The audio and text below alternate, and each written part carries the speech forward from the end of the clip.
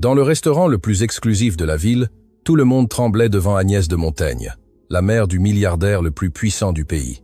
Mais cette nuit-là, une simple serveuse allait faire quelque chose que personne n'avait osé faire depuis des décennies, la regarder dans les yeux et lui dire la vérité. Le bruit du verre à pied s'écrasant sur le sol de marbre fit retenir leur souffle aux 50 personnes présentes dans le restaurant. Mais ce ne fut pas le bruit qui figea le temps, ce fut ce qui vint après. Le silence mortel d'Agnès de Montaigne se levant de sa chaise, ses yeux gris qui avaient détruit des empires commerciaux maintenant fixés sur moi. J'avais 3 secondes pour décider si je voulais garder mon emploi ou ma dignité. J'ai choisi la dignité. « Madame de Montaigne », dis-je, et ma voix sonnait plus ferme que ne le suggéraient mes mains tremblantes. « Ramassez votre verre vous-même. » Le restaurant Le Diamant Noir n'avait jamais connu un silence aussi absolu. On n'entendait même pas le tintement des couverts. 60 yeux me regardaient comme si je venais de signer mon arrêt de mort. Parce que dans cette ville, contredire Agnès de Montaigne n'était pas une erreur, c'était la ruine professionnelle. Permettez-moi de revenir 3 heures en arrière, au moment où ma vie avait encore un sens. Il était 18 heures quand je suis arrivé au restaurant, traînant mon uniforme bordeaux qui montrait déjà des signes de trop nombreux lavages. Le gérant, Monsieur Duval, m'a intercepté à l'entrée de service avec ce regard qui signifiait des problèmes. « Chloé, table 12, vous vous en occupez. Mon estomac s'est contracté. » La table 12 était la seule table du restaurant à avoir son propre candélabre en cristal baccarat et une vue directe sur le jardin privé. Elle n'était réservée que pour une seule personne. Elle, ai-je murmuré. Duval hocha la tête. Sa petite moustache tremblait légèrement.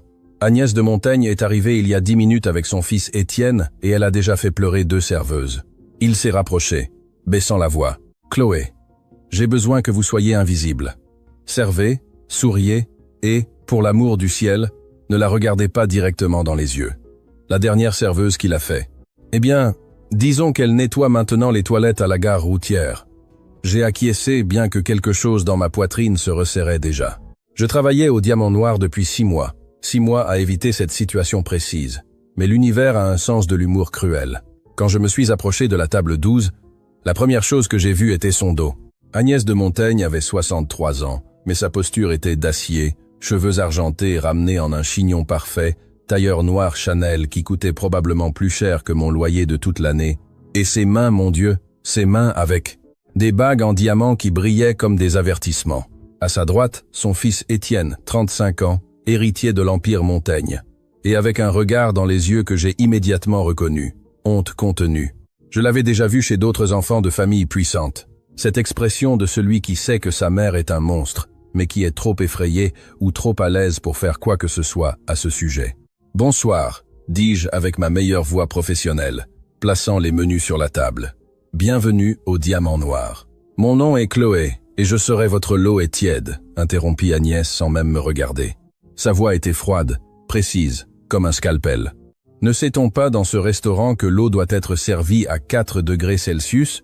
J'ai regardé le verre. Je pouvais voir les gouttes de condensation sur le cristal. L'eau était parfaitement froide. « Excusez-moi, madame. Je vais apporter. » « Et la fourchette ?» Elle souleva le couvert avec 2 doigts, comme si c'était quelque chose de contaminé. « Elle a une tache microscopique. »« Vous ne vérifiez pas cela ?» Étienne se tortilla inconfortablement sur sa chaise. « Maman, s'il te plaît. » Silence, Étienne. Le mot sortit comme un coup de fouet. « Je ne t'ai pas demandé ton avis. » Elle se tourna vers moi, et pour la première fois, elle me regarda. Elle me regarda vraiment. Ses yeux gris parcoururent mon uniforme usé, mes cheveux attachés en une simple queue de cheval, mes vieilles chaussures que j'avais cirées 3 fois ce matin-là pour essayer de les rendre présentables. Et dans son regard, je vis quelque chose de pire que le mépris. J'ai vu le néant, comme si j'étais si insignifiante que je ne méritais même pas son dédain. « Apportez tout de neuf », ordonna-t-elle. « Eau, couvert, assiette, tout. Et quand vous reviendrez, assurez-vous de ne pas respirer près de la nourriture. Je ne sais pas quel parfum bon marché vous utilisez, mais il est offensant. Je ne portais pas de parfum. Je n'en avais pas les moyens.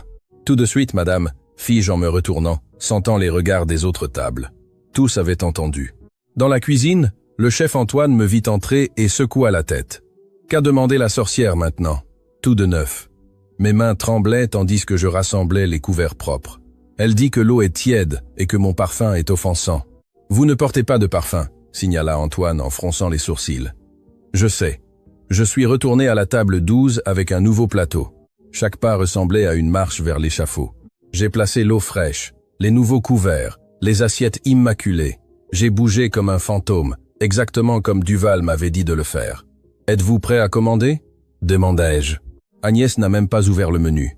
Étienne commandera le filet de bœuf Wellington.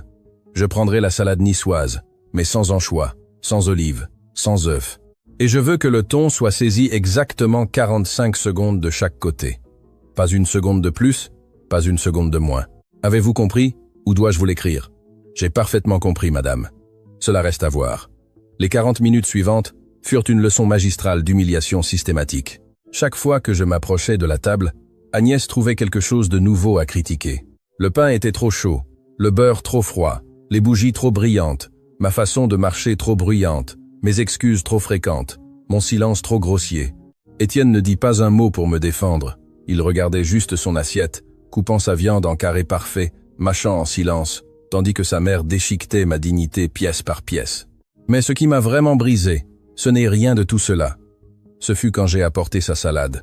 Je l'avais vérifié 3 fois en cuisine. Le chef Antoine avait personnellement chronométré la saisie du thon exactement 45 secondes par côté. La présentation était parfaite. J'ai placé l'assiette devant elle avec des mains qui ne tremblaient plus de nervosité, mais de quelque chose de plus profond, quelque chose de plus sombre. Agnès regarda la salade, prit sa fourchette, coupa un morceau de thon, le porta à sa bouche, mâcha lentement, ses yeux ne quittant jamais les miens. Et puis, avec un mouvement délibéré et calculé, elle cracha la nourriture dans sa serviette. « Il est sec », déclara-t-elle. « Absolument inacceptable. Il n'était pas sec. Je le savais. Antoine le savait. Étienne le savait. Tout le monde dans ce maudit restaurant le savait. Mais il ne s'agissait pas de la nourriture. Il ne s'était jamais agi de la nourriture. Il s'agissait de pouvoir, du genre de pouvoir que l'on exerce quand on est tellement ennuyé par sa vie parfaite que votre seul divertissement est de détruire les personnes qui ne peuvent pas se défendre. Je vais préparer une autre salade. Commençai-je? Non. Agnès s'appuya contre sa chaise, un petit sourire courbant ses lèvres peintes de rouge foncé. Je veux parler au gérant. Je veux qu'ils sachent le genre de service médiocre qu'ils offrent. Et je veux, elle marqua une pause, savourant chaque mot, que vous soyez renvoyé ici, maintenant, devant tout le monde. Le restaurant était retombé dans ce silence. Ce silence de spectateurs attendant de voir du sang. Maman, c'est excessif. Étienne trouva enfin sa voix, mais elle était faible, pathétique. Je t'ai dit de te taire, Étienne. Agnès ne le regarda même pas. Ses yeux étaient fixés sur moi, s'attendant à me voir supplier, pleurer, m'effondrer. Et quelque chose en moi se brisa, mais pas de la manière qu'elle espérait. Vous savez quoi, Madame de Montaigne? Les mots sont sortis avant que je puisse les arrêter. Vous avez raison. Cela l'a pris par surprise. Ses sourcils se sont légèrement arqués. Vous avez raison, répétai-je.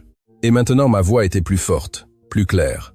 Ce service est inacceptable, parce qu'un service vraiment bon ne devrait pas inclure de devoir supporter une cliente qui traite les êtres humains comme s'ils étaient des ordures. Le silence était maintenant absolu. Je pouvais entendre mon propre cœur battre dans mes oreilles. Agnès devint pâle, puis rouge, se leva lentement de sa chaise, et c'est alors que sa main balaya le verre d'eau de la table. Le cristal explosa contre le marbre, avec ce son que je n'oublierai jamais. « Comment osez-vous » Sa voix était du pur venin. « Avez-vous une idée de qui je suis ?»« Oui, dis-je, et maintenant les larmes étaient dans mes yeux. Mais ce n'étaient pas des larmes de peur, c'était des larmes d'années de rage contenue, des années à voir des personnes comme elles détruire des personnes comme moi. Je sais exactement qui vous êtes.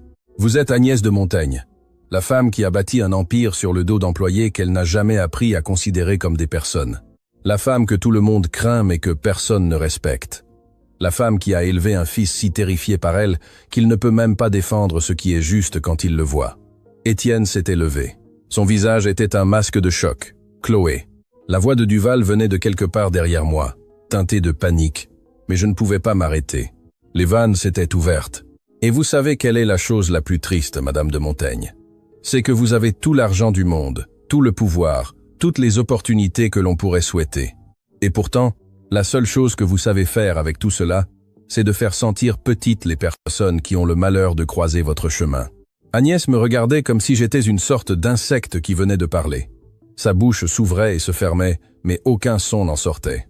Alors oui, continuai-je, et maintenant je ne me souciais plus de rien. Mon travail était perdu de toute façon. Ramassez votre verre vous-même, car pour une fois dans votre vie privilégiée, faites quelque chose par vous-même, au lieu d'attendre que le reste du monde s'agenouille à vos pieds. Le restaurant entier avait cessé de prétendre qu'il ne regardait pas. Tout nous observait, la bouche ouverte. Même les autres serveurs étaient sortis de la cuisine. Et puis quelque chose d'extraordinaire s'est produit. Une femme à la table 5 a commencé à applaudir, puis une autre personne à la table 8, puis un homme d'affaires à la table 3. En quelques secondes, tout le restaurant applaudissait. Ce n'était pas un applaudissement poli, c'était un applaudissement de libération de chaque personne qui avait déjà été humiliée par quelqu'un avec de l'argent et du pouvoir, de chaque employé qui avait dû mordre sa langue, de chaque être humain qui avait rêvé de dire exactement ce que je venais de dire. Agnès de Montaigne, pour la première fois en probablement des décennies, resta complètement sans voix. Mais tandis que les applaudissements continuaient, je vis quelque chose qui me glaça le sang. Étienne de Montaigne me regardait, et dans ses yeux, il n'y avait pas de colère. Il y avait quelque chose de plus troublant. Il y avait des larmes. « Mon père », dit-il à voix basse, mais dans le silence qui suivit les applaudissements, tout le monde l'entendit. « Mon père est mort il y a 6 mois. Savez-vous quelles ont été ses dernières paroles ?» Il se tourna vers sa mère. Il a dit « Étienne, ne laisse pas ta mère devenir le monstre que je crains qu'elle ne soit déjà. » Agnès fit un pas en arrière comme si elle avait été frappée. « Étienne, comment ? Je suis arrivé trop tard, papa. » Continua Étienne. Et maintenant les larmes coulaient librement sur son visage. « Je suis arrivé 35 ans trop tard. » Il me regarda de nouveau, mais cette femme, cette serveuse que vous ne connaissez même pas, a eu le courage que je n'ai jamais eu. Il sortit son portefeuille et plaça plusieurs billets sur la table. Assez d'argent pour payer l'addition 10 fois. « Partons, maman. » Mais Agnès ne bougeait pas. Elle me regardait avec une expression que je ne pouvais pas déchiffrer. Ce n'était pas de la rage, ce n'était pas de l'humiliation. C'était quelque chose de plus complexe, quelque chose qui ressemblait presque à de la reconnaissance. « Comment vous appelez-vous » demanda-t-elle finalement. Sa voix n'était qu'un murmure. « Chloé Lefebvre. » Elle hocha lentement la tête, comme si elle mémorisait le nom. Puis, sans un autre mot, elle se retourna et marcha vers la sortie. Étienne la suivit, mais avant de sortir, il s'arrêta à côté de moi. « Merci, murmura-t-il, pour ce que j'aurais dû faire il y a des années. » Et puis ils partirent. Le restaurant explosa en conversation. Duval s'approcha de moi.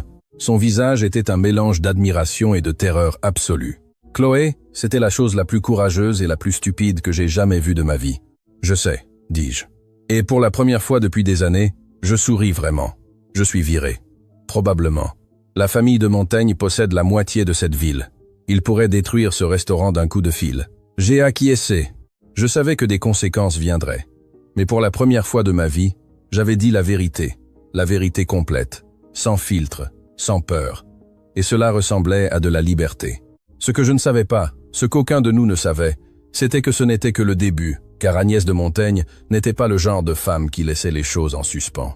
Et je venais de devenir son projet le plus intéressant depuis des années. 3 jours après l'incident, ma vie était un désastre contrôlé, ou plutôt, un désastre sans aucun contrôle. La vidéo était apparue sur Internet exactement 18 heures après cette nuit-là. Quelqu'un dans le restaurant avait tout enregistré. Je ne savais pas qui, et honnêtement, je m'en fichais. Le titre était dramatique et parfaitement conçu pour devenir viral. Serveuse détruit une milliardaire avec la vérité. Vous n'allez pas croire ce qui s'est passé ensuite. 3 millions de vues le premier jour, 7 millions le deuxième jour. Pour le 3e jour, elle avait franchi les 15 millions et était sur toutes les plateformes de médias sociaux. J'étais devenu un mème, un symbole, tout sauf ce que j'étais vraiment. Une femme de 28 ans qui venait de perdre son emploi et était à 2 semaines de ne pas pouvoir payer son loyer. Duval m'avait appelé le matin suivant l'incident. Sa voix tremblait. « Chloé, je suis vraiment désolé. Les propriétaires. La famille de Montaigne a des investissements dans le groupe qui possède le diamant noir. Ils m'ont ordonné de vous licencier immédiatement. Je ne peux même pas vous donner de lettre de recommandation. Je suis tellement désolé. Je ne l'ai pas blâmé. Je savais comment fonctionnait ce monde. Les puissants écrasaient et le reste d'entre nous apprenait à esquiver ou mourait en essayant. Mais ce à quoi je ne m'attendais pas, c'était le 2e appel. Celui-ci est arrivé 2 heures plus tard d'un numéro privé. Chloé Lefebvre. La voix était masculine, professionnelle, froide. Oui, je suis Jérôme Dubois, chef des ressources humaines du groupe Montaigne. J'ai le regret de vous informer que vous avez été ajouté à une liste noire dans le secteur de l'hôtellerie et des services de la ville. Aucun restaurant, hôtel, café ou établissement similaire ne vous embauchera. Cela prend effet immédiatement. J'ai senti que le sol disparaissait sous mes pieds. Liste noire. Est-ce même légal? C'est une recommandation privée entre entreprises partenaires. Bonjour mademoiselle Lefebvre. Clic.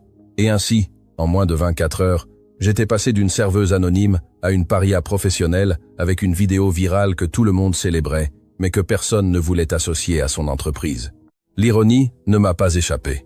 Maintenant, 3 jours plus tard, j'étais assise dans mon petit appartement d'une seule pièce, regardant mon ordinateur portable avec un mélange de fascination et d'horreur. Les commentaires sous la vidéo étaient accablants. Reine absolue, bien joué. Enfin, quelqu'un dit leur vérité à ces gens. Où puis-je faire un don pour aider cette fille? Ils vont la détruire. Agnès de Montaigne est une vipère. Ma cousine a travaillé pour elle, et elle la faisait pleurer tous les jours. Le fils qui pleure m'a brisé le cœur. Imaginez avoir une mère comme ça. Il y en avait des milliers d'autres. Certains me défendaient, d'autres disaient que j'avais été irrespectueuse et que je méritais ce qui m'était arrivé. Quelques-uns, ceux qui m'effrayaient le plus, avaient trouvé mon adresse et l'avaient publiée dans les commentaires. Toc toc toc. Mon cœur s'est arrêté. Je n'attendais pas de visite. Je n'attendais jamais de visite.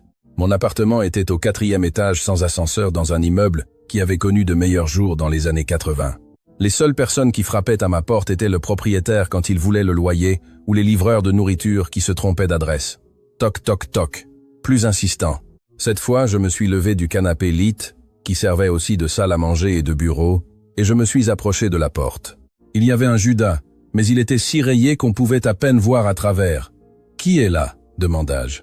Ma voix était plus ferme que ce que je ressentais. « Mademoiselle Lefebvre, nous avons besoin de parler. » C'était une voix féminine, cultivée, avec un accent que j'avais entendu dans les classes supérieures de la ville. Mon estomac se contracta. « Je ne suis pas intéressé par les interviews, » dis-je. « J'ai déjà refusé 3 émissions de télévision. Je ne suis pas journaliste. Je suis maître Sophie Laurent, avocate. Je représente Madame Agnès de Montaigne. » Le monde s'est légèrement incliné. J'ai ouvert la porte avec la chaîne de sécurité toujours en place. À travers la fente, j'ai vu une femme d'une 40aine d'années vêtue d'un tailleur pantalon gris perle, qui coûtait probablement plus que 6 mois de mon ancien loyer. Elle portait une mallette en cuir et une expression qui ne révélait absolument rien. « Que voulez-vous » demandai-je. « 5 minutes de votre temps, s'il vous plaît. » Ce n'était pas une supplique, c'était une déclaration de fait, comme si mon accord n'était qu'une simple formalité. Contre tous mes instincts de survie, j'ai ouvert la porte. Maître Sophie Laurent est entrée dans mon appartement avec la même expression qu'elle utiliserait probablement pour entrer dans une salle de réunion ou un tribunal. Ses yeux ont scanné l'espace en 2 secondes.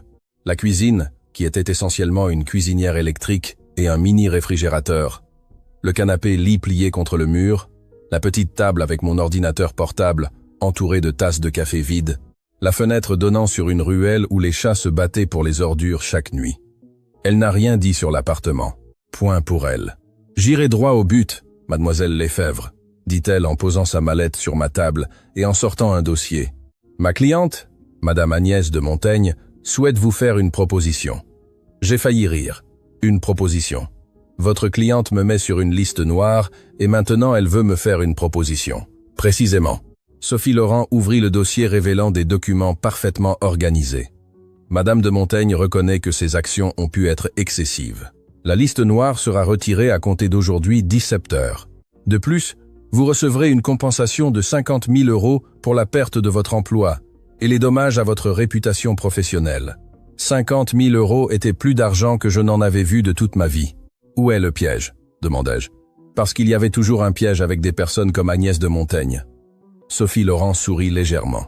C'était un sourire qu'elle avait pratiqué dans des facultés de droit coûteuses et perfectionné dans des salles de réunion où se décidaient des destins. Madame de Montaigne souhaite que vous travailliez pour elle. Le silence qui suivit fut si dense qu'on aurait pu le couper avec un couteau. Pardon, fut tout ce que je pus articuler. En tant que son assistante personnelle.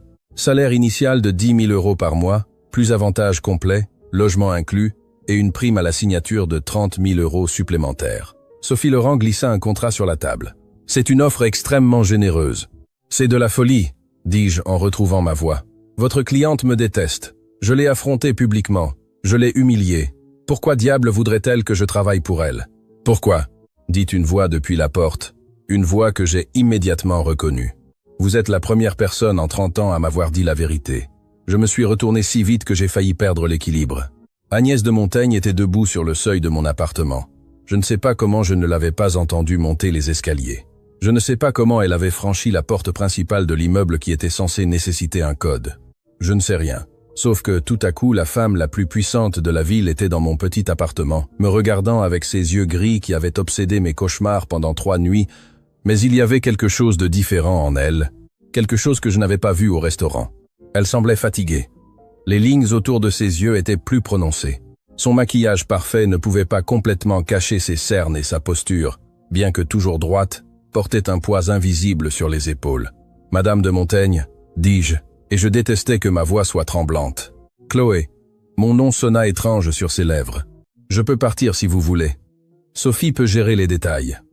Mais je suis venu personnellement parce que vous deviez voir que ce n'est pas un piège. Ce n'est pas un piège, répétai-je en retrouvant un peu de mon courage antérieur. Vous avez détruit ma carrière en moins de 24 heures. Vous m'avez rendu intouchable dans toute la ville, et maintenant vous voulez que je croie que c'est quoi? Un acte de bienveillance. Non, dit Agnès, et à ma complète surprise. Elle entra dans l'appartement et ferma la porte derrière elle. C'est de l'égoïsme pur. Cela m'arrêta. Elle s'approcha de la fenêtre, regardant la ruelle. Quand elle parla à nouveau, sa voix était différente, plus douce, presque humaine. Cette vidéo a eu 15 millions de vues. Je l'ai regardée 143 fois. Elle se tourna pour me regarder. Savez-vous combien de personnes dans ma vie m'ont parlé comme ça, avec cette honnêteté brutale, cette vérité sans filtre? Je n'en ai aucune idée. Zéro. Jusqu'à vous. Elle retira lentement ses gants en cuir, un geste qui semblait plus vulnérable qu'il ne devrait l'être. Mon mari est mort il y a 6 mois. Georges, nous étions mariés depuis 40 ans et sur son lit de mort. Savez-vous ce qu'il m'a dit? Je n'ai pas répondu. Je ne savais pas si je devais le faire. Il m'a dit qu'il m'avait perdu, que la femme dont il était tombé amoureux avait disparu il y a si longtemps qu'il ne pouvait même plus se souvenir de son rire. Ses yeux brillaient, mais pas de larmes, avec quelque chose de plus dur. Il m'a dit que j'étais devenu exactement ce qu'il craignait le plus, ma propre mère. L'air dans l'appartement était lourd, chargé de vérités que je n'étais pas sûr de vouloir entendre. Pendant 6 mois, continua Agnès, j'ai essayé de comprendre ce qu'il voulait dire. J'ai analysé chaque décision que j'ai prise, chaque mot que j'ai dit, chaque personne que j'ai blessée sur mon chemin vers le succès, et je n'ai pas trouvé de réponse parce que tout le monde autour de moi me dit ce que je veux entendre. Ils me disent que je suis brillante, puissante, inspirante. Mais vous savez que ce n'est pas vrai, dis-je à voix basse. Je sais que ce n'est qu'une partie de la vérité, la partie pratique. Elle me regarda directement. Et puis vous êtes arrivée. Une serveuse de 28 ans qui n'avait rien à gagner et tout à perdre. Et pourtant, vous m'avez dit exactement ce que personne d'autre n'ose dire, et vous m'avez détruite pour ça. Oui, elle ne le nia pas, elle ne s'excusa pas parce que c'est ce que je fais, c'est ce que j'ai fait toute ma vie. Quelqu'un me défie et j'écrase. C'est l'instinct à ce stade, automatique. Et maintenant, demandai-je, vous voulez que je sois votre conscience personnelle, votre miroir de vérités inconfortables? Je veux, dit Agnès. Et maintenant il y avait quelque chose de presque désespéré dans sa voix. Que quelqu'un m'arrête avant qu'il ne soit trop tard.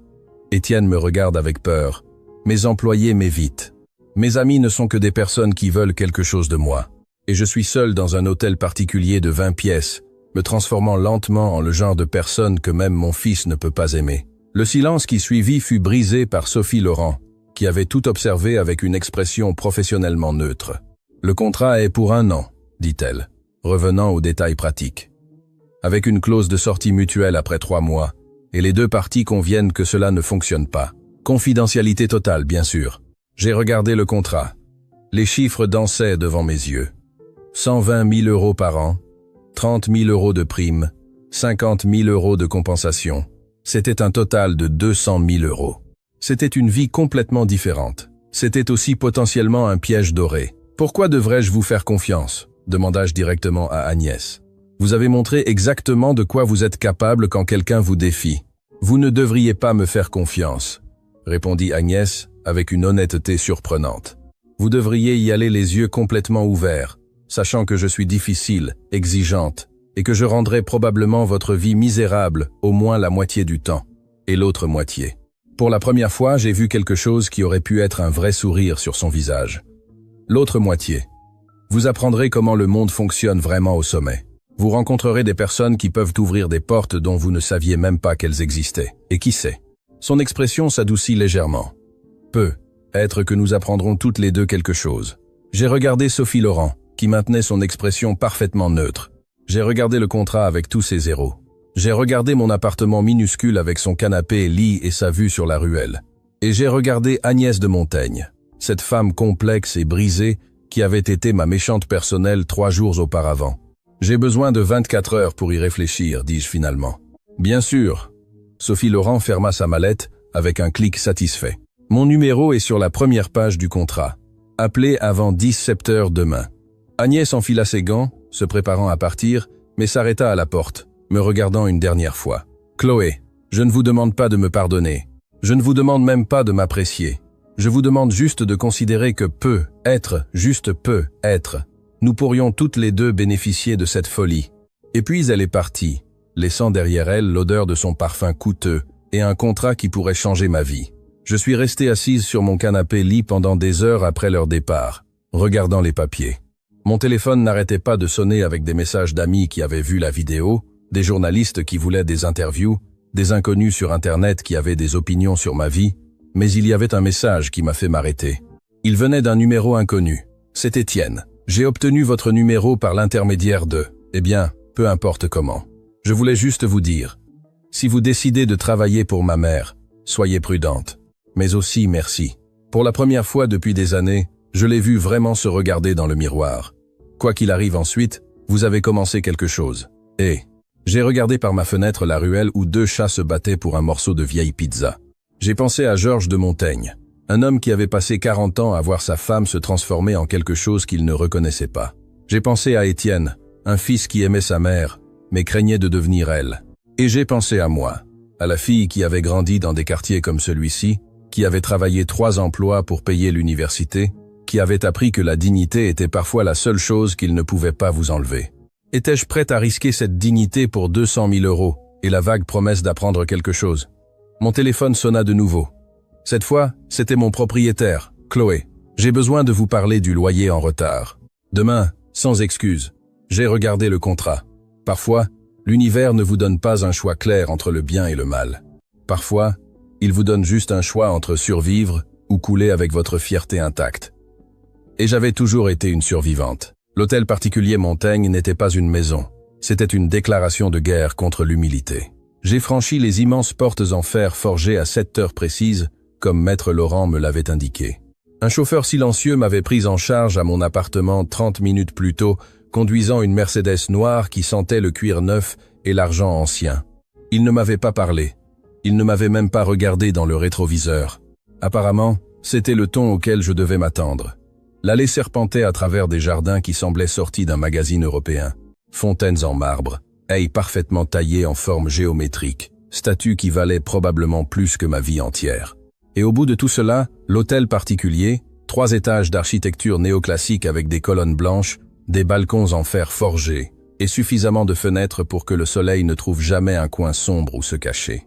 Mademoiselle Lefebvre, une femme apparut à la porte principale, avant que je puisse sonner. Elle avait une 50aine d'années, des cheveux gris ramassés en un chignon sévère et portait une robe noire simple qui criait « J'ai vu des choses qui vous feraient démissionner dès votre premier jour. Je suis Madame Hélène, chef du personnel. Suivez-moi. » Il n'y eut pas de bienvenue. Il n'y eut pas de félicitations pour le travail. Juste un suivez-moi qui indiquait clairement qu'ici, on ne perdait pas de temps en courtoisies inutiles. L'intérieur était exactement ce à quoi on pouvait s'attendre. Sols en marbre qui reflétaient tout comme des miroirs. Un escalier incurvé qui montait majestueusement vers les étages supérieurs. Des lustres en cristal qui nécessitaient probablement une équipe complète juste pour les nettoyer. De l'art sur les murs que j'ai reconnu de mes cours d'histoire de l'art. Un Monet, un Renoir, un maudit Picasso dans le couloir, comme si c'était une affiche ordinaire. « Madame de Montaigne vous attend dans son bureau », dit Madame Hélène, pendant que nous montions l'escalier. Elle est arrivée à 5 heures du matin. Elle arrive toujours à 5 heures du matin. Vous devrez être disponible à partir de 6h30. Compris? Ce n'est pas compris, mademoiselle Lefebvre. C'est une réalité non négociable. Madame de Montaigne n'accepte pas les retards, les excuses ou l'incompétence. Est-ce clair? Limpide. Madame Hélène s'arrêta devant une porte en bois sombre incrustée de ce qui semblait être de l'or véritable. Elle frappa 2 fois, attendit exactement 3 secondes et ouvrit. Madame de Montaigne. Mademoiselle Lefebvre est arrivée. Le bureau était de la taille de mon ancien appartement multiplié par 4. Des baies vitrées du sol au plafond offraient une vue panoramique sur la ville. Des bibliothèques en acajou remplies de volumes qui ressemblaient plus à de la décoration qu'à de la lecture réelle. Et au centre, derrière un bureau qui avait probablement appartenu à un magnat du XIXe siècle, se trouvait Agnès de Montaigne. Elle ne me regarda pas immédiatement. Elle écrivait quelque chose sur une tablette, ses doigts bougeant avec une précision qui témoignait de décennies de pratique. Elle portait un tailleur blanc immaculé qui contrastait dramatiquement avec ses cheveux argentés. Pas une ride, pas un cheveu de travers. 10 secondes passèrent, 20, 30. Finalement, elle leva les yeux. « Vous êtes à l'heure, dit-elle, comme si c'était à peine acceptable. C'est plus que ce que je peux dire de votre prédécesseur. Il a tenu 4 jours avant de démissionner en pleurant. » « Bonjour à vous aussi, répondis-je, et je vis le moindre éclair de quelque chose dans ses yeux. Amusement, irritation, c'était impossible à savoir. Asseyez-vous. Elle désigna une chaise devant son bureau. Nous avons beaucoup à couvrir et peu de temps pour le faire. Je me suis assise en gardant le dos droit. Je n'allais pas lui donner la satisfaction de me voir intimidé, même si mon cœur battait comme un tambour de guerre. Votre rôle, commença Agnès, n'est pas d'être mon amie. Ce n'est pas d'être ma confidente. Ce n'est pas de me faire me sentir mieux dans ma peau. Votre rôle est de maintenir ma vie organisée, d'anticiper les problèmes avant qu'ils ne surviennent. Et elle marqua une pause, ses yeux fixés sur les miens. Me dire quand je suis sur le point de faire quelque chose que Georges aurait détesté. Cette dernière partie me prit par surprise. Pardon, vous avez bien entendu. Elle s'appuya contre sa chaise. Mon mari avait une boussole morale que j'ai perdue à un moment donné au cours des 20 dernières années. Vous avez démontré au restaurant que vous en avez une. J'en ai besoin. Je ne suis pas votre conscience allouée, dis-je prudemment. Vous n'êtes pas mon assistante qui a accessoirement l'épine dorsale que la plupart des gens dans ma vie ont perdue il y a longtemps. Elle se leva, marchant vers les baies vitrées. Aujourd'hui, j'ai 4 réunions. Une avec le conseil d'administration de l'hôpital pour enfants que ma famille a fondé, une autre avec les investisseurs du nouveau développement immobilier dans le quartier historique. Ensuite, déjeuner avec la mère. Et enfin, un appel vidéo avec nos partenaires à Singapour. Elle sortit un dossier de son bureau et le glissa vers moi. Lisez ceci.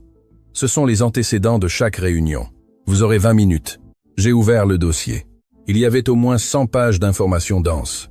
Rapports financiers, biographie de personnes clés, analyse de marché et projections. Ma tête commença à tourner. 20 minutes, répétai-je. 18 maintenant, dit-elle en regardant sa montre. Le temps presse. Les 18 minutes suivantes furent un éclair d'informations que je pouvais à peine traiter. J'ai appris que l'hôpital pour enfants était en crise financière, que le développement immobilier menaçait de déplacer des centaines de familles à faible revenu, que la maire faisait pression pour des réglementations qui affecteraient les affaires des montagnes, que les partenaires, à Singapour, envisageaient de se retirer d'un accord de 50 millions d'euros. Quand Agnès revint, j'avais un mal de tête massif et j'avais pris des notes frénétiques dans un cahier que Madame Hélène m'avait donné. « Résumé », ordonna Agnès. 30 secondes. J'ai respiré profondément. L'hôpital a besoin d'argent, mais vous ne voulez pas simplement faire un chèque, car cela créerait un précédent. Le développement immobilier est rentable, mais éthiquement discutable. La mère veut quelque chose de vous et vous voulez quelque chose d'elle. Singapour est une épreuve de force, et celui qui clignera des yeux, le premier perd. Agnès m'étudia longuement, puis, à ma complète surprise, elle sourit. Un petit sourire, mais réel. « Georges aurait dit exactement cela », murmura-t-elle. Plus pour elle-même que pour moi. « Bien, allons-y. » La première réunion était avec le conseil de l'hôpital. 8 personnes autour d'une table de conférence dans l'aile et de l'hôtel particulier. Tous impeccablement vêtus, tous avec des expressions soigneusement neutres, tous clairement terrifiés par Agnès. Mon rôle était simple, m'asseoir sur une chaise contre le mur, prendre des notes et rester invisible. Pendant 40 minutes, j'ai écouté tandis qu'ils discutaient de chiffres, de projections, de coupes budgétaires. L'hôpital avait besoin de 2 millions d'euros pour rester ouvert une autre année. Agnès leur offrit 500 000 euros, avec des conditions strictes. Réduction de personnel, fermeture de 2 salles, augmentation des tarifs. Cela signifie que les familles les plus pauvres ne pourront pas se permettre le traitement, dit l'un des membres du conseil, un médecin d'une 60aine d'années, avec une expression préoccupée. Alors, L'hôpital fermera complètement, et personne ne recevra de traitement, répondit Agnès froidement. C'est de l'économie de base, docteur Leclerc. C'est inhumain, murmura-t-il. Le silence dans la salle était absolu. Tous regardaient Agnès, attendant l'explosion. La destruction du docteur Leclerc. Et puis j'ai ressenti quelque chose, ce même feu que j'avais ressenti au restaurant, cette impulsion qui m'avait mise dans ce pétrin en premier lieu. « Excusez-moi, dis-je. » Ma voix coupa le silence comme un couteau. Tous se tournèrent pour me regarder. Agnès leva un sourcil, mais ne m'arrêta pas. Que se passerait-il si au lieu de fermer des ailes, on cherchait des dons supplémentaires, des événements de collecte de fonds visant spécifiquement à maintenir l'accès au traitement pour les familles à faible revenu? La famille de Montaigne pourrait égaler chaque euro collecté. Le docteur Leclerc me regardait comme si je venais de suggérer de voler jusqu'à la lune. Les autres membres du conseil semblaient confus quant à savoir s'ils devaient m'écouter ou m'ignorer. Agnès ne dit rien pendant 5 secondes complètes. Ensuite, sortez de la salle, Chloé. Mon estomac se serra. Je me levai, marchant vers la porte avec des jambes qui me soutenaient à peine. J'avais tenu exactement 1 heure et 12 minutes dans mon nouvel emploi avant de le ruiner complètement. Mais quand j'atteignis la porte, Agnès parla de nouveau. « Attendez dehors. Je vous rappellerai dans 10 minutes. » Je fermai la porte derrière moi, respirant lourdement. Madame Hélène était dans le couloir, son expression aussi neutre que d'habitude. « Combien pariez-vous qu'elle me vire avant le déjeuner ?» lui demandai-je. « Je ne parie pas, mademoiselle Lefebvre, » répondit-elle. « Mais si je le faisais, je parierais que vous tenez plus longtemps que vous ne le pensez. » Je l'ai vue la regarder quand elle a parlé.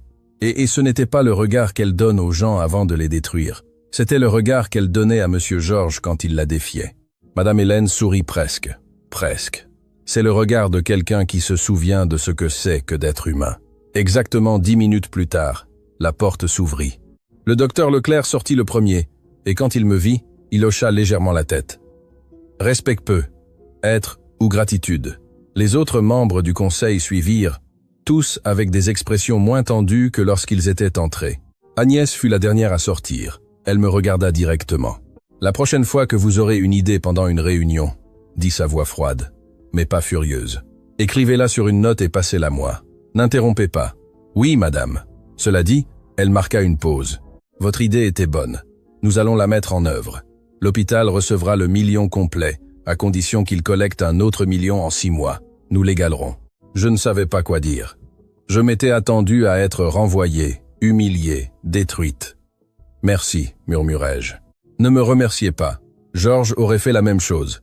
Vous m'avez juste rappelé comment. » Elle se tourna pour partir, puis s'arrêta. « Et Chloé, la prochaine réunion est dans 30 minutes. Préparez-vous, ce ne sera pas si facile. » Tandis que je la regardais s'éloigner, Madame Hélène s'approcha de moi. « Bienvenue à l'hôtel particulier Montaigne, mademoiselle Lefebvre, » dit-elle, avec la plus petite touche de chaleur dans sa voix. « Je crois que vous pourriez survivre ici après tout. » La 2e semaine à l'hôtel particulier Montaigne, j'ai appris que l'enfer avait de nombreux visages et qu'ils portaient tous le visage de ma patronne.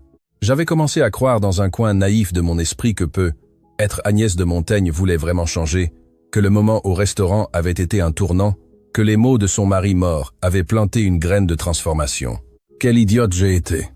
C'était mardi après-midi, quand tout s'est écroulé. J'étais dans le bureau d'Agnès, passant en revue la correspondance du jour quand j'ai entendu les cris. Pas un cri singulier. Une voix féminine transperçant les murs du manoir, comme un couteau. J'ai besoin de la voir. J'ai besoin de voir cette garce tout de suite. Je me suis levé d'un bond, mon cœur s'accélérant déjà. Madame Hélène apparut à la porte.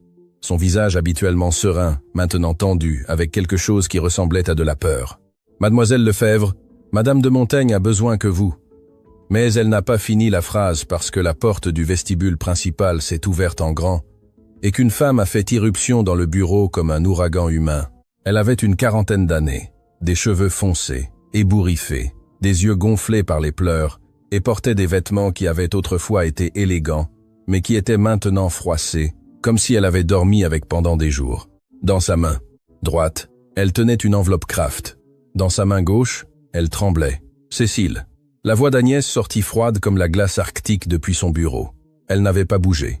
Elle n'avait même pas levé les yeux de son ordinateur. « Vous n'avez pas de rendez-vous. »« Rendez-vous !»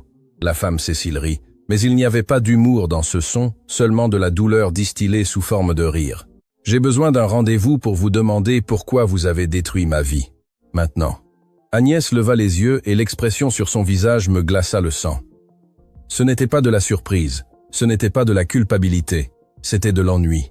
De l'ennui absolu, comme si cette femme brisée devant elle n'était qu'une nuisance mineure dans sa journée parfaitement planifiée. « Madame Hélène, dit Agnès calmement, appelez la sécurité. » Non. Cécile s'approcha du bureau, jetant l'enveloppe devant Agnès.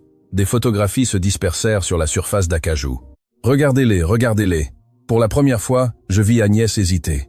Ses yeux se posèrent sur les photographies, et quelque chose de petit, mais d'indéniable, clignota dans son expression.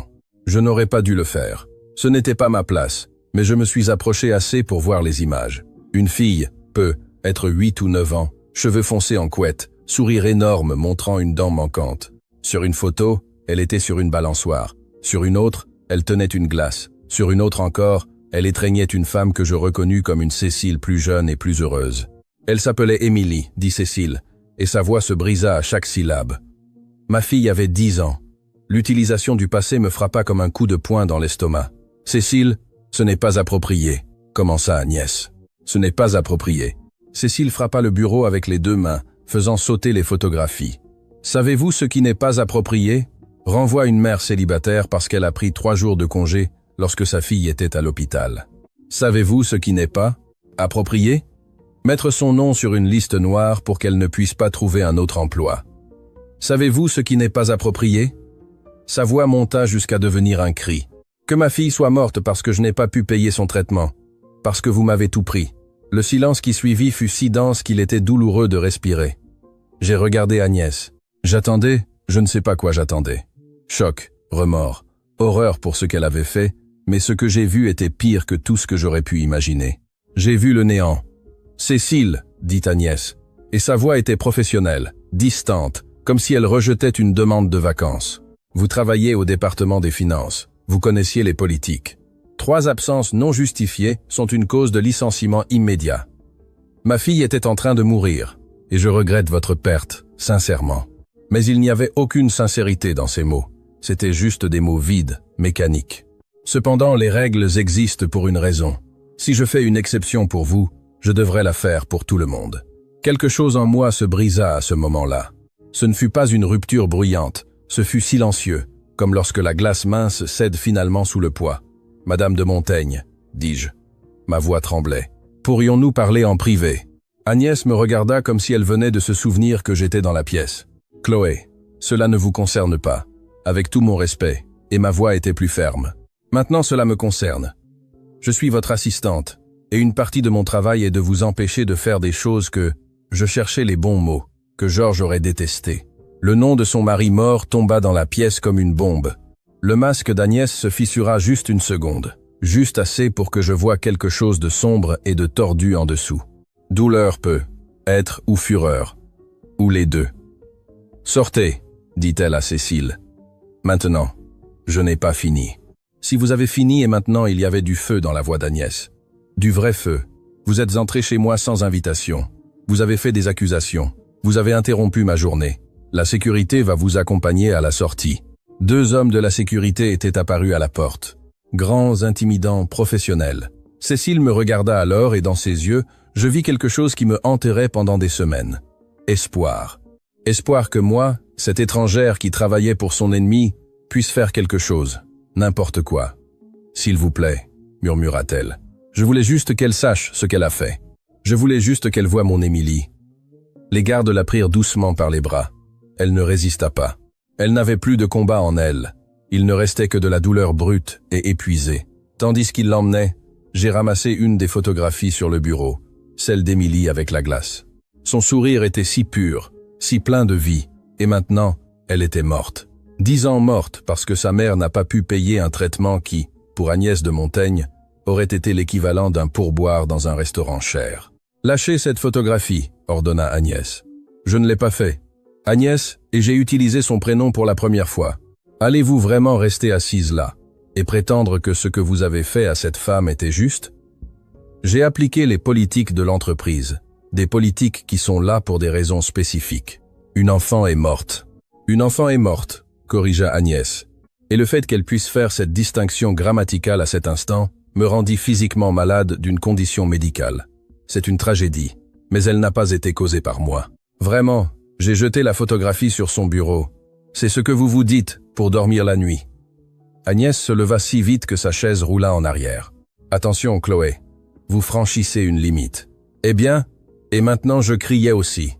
Tout le professionnalisme, toute la prudence que j'avais maintenue pendant 2 semaines s'est évaporée.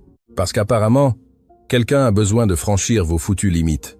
Vous m'avez embauché spécifiquement pour ça, pour vous arrêter quand vous étiez sur le point de faire quelque chose que Georges aurait détesté. Eh bien, me voici, je vous arrête. Je me suis approché de son bureau, la regardant directement dans ses yeux gris qui avaient perdu toute chaleur. Vous êtes exactement le monstre que votre mari craignait. Vous ne changez pas, vous n'apprenez rien. Vous êtes toujours la même femme qui détruit des vies sans ciller. Parce que les politiques sont plus importantes que les personnes. Les règles sont plus importantes que la compassion. Votre maudite fierté est plus importante que la vie d'une enfant. Assez. Non. Et maintenant, les larmes coulaient sur mon visage. Mais je m'en fichais parce que, vous savez quoi?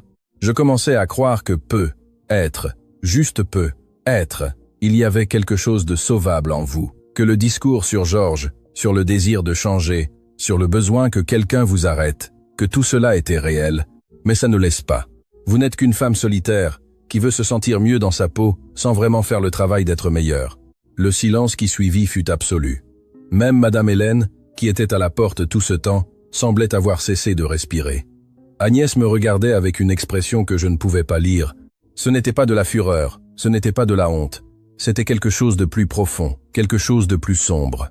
Quand elle parla finalement, sa voix était dangereusement basse. « Avez-vous terminé ?»« Oui », dis-je en essuyant mes larmes. « J'en ai fini avec ce discours, avec ce travail, avec cette farce selon laquelle vous voulez vraiment changer. » « Bien. » Agnès marcha vers les baies vitrées, me tournant le dos. « Alors vous pouvez partir. Vous récupérerez vos affaires et partirez ce soir. J'aurais dû me sentir victorieuse. J'aurais dû sentir que j'avais fait ce qu'il fallait, mais tout ce que je ressentais était le vide. Je me suis dirigé vers la porte, mais la voix d'Agnès m'arrêta. « Chloé, je me suis retourné. » Elle me tournait toujours le dos, regardant la ville à travers la baie vitrée. « Cet enfant, dit-elle, et pour la première fois sa voix trembla, juste légèrement à peine perceptible. Son nom était Émilie Durand. Elle souffrait d'une maladie terminale. Elle avait besoin d'une procédure médicale avancée qui coûtait 200 000 €. Sa mère a travaillé pour moi pendant 8 ans. Elle était bonne dans son travail, efficace. Elle n'a jamais rien demandé. Elle se tourna pour me regarder, et ce que je vis sur son visage me fit reculer d'un pas. Ce n'était pas le masque de glace, ce n'était pas l'ennui professionnel. C'était de la douleur brute et sans filtre. Et je l'ai renvoyé parce que les règles disaient que je devais le faire, parce que j'avais bâti un empire sur des règles et une structure et de ne jamais faire d'exception. Parce que si je commençais à voir mes employés comme des personnes, comme des êtres humains avec des vies et des familles et des tragédies, sa voix se brisa. Alors je devrais admettre que j'ai bâti mon empire sur les dos brisés de personnes exactement comme Cécile. Elle s'assit lourdement sur sa chaise, paraissant soudain beaucoup plus âgée que ses 63 ans. Émilie est morte il y a 3 ans et je le savais. Cécile m'a envoyé un email quand c'est arrivé. Je n'ai pas répondu, je l'ai archivé, et j'ai continué ma vie parce que c'est le genre de personne que je suis. Elle se couvrit le visage de ses mains, et pour la première fois depuis que je la connaissais, je vis Agnès de Montaigne pleurer. Ce n'étaient pas des larmes délicates, c'étaient des sanglots qui secouaient tout son corps.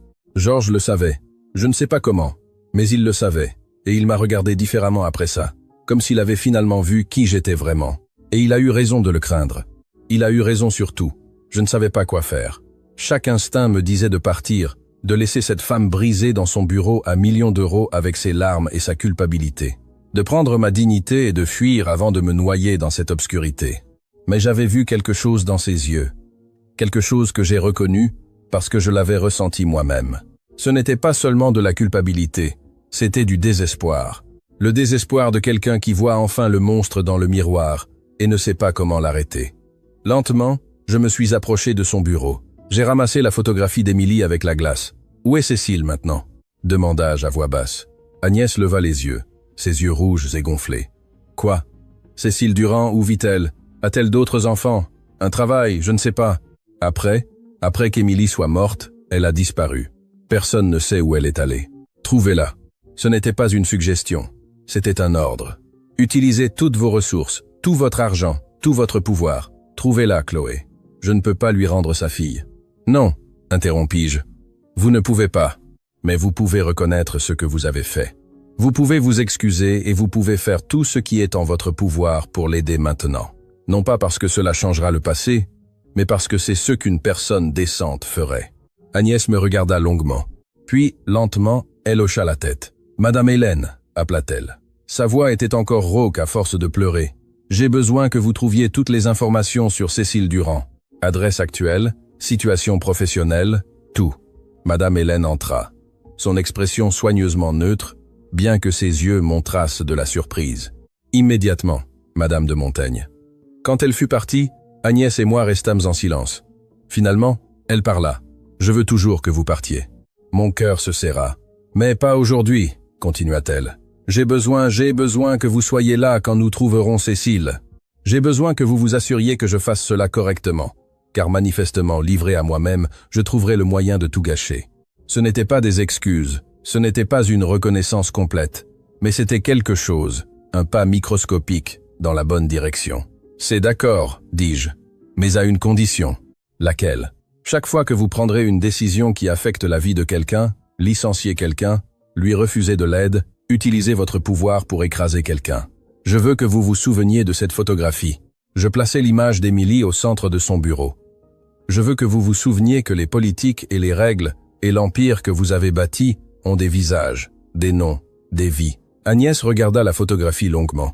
Puis, avec des mains tremblantes, elle la prit et la plaça dans un cadre vide sur son bureau.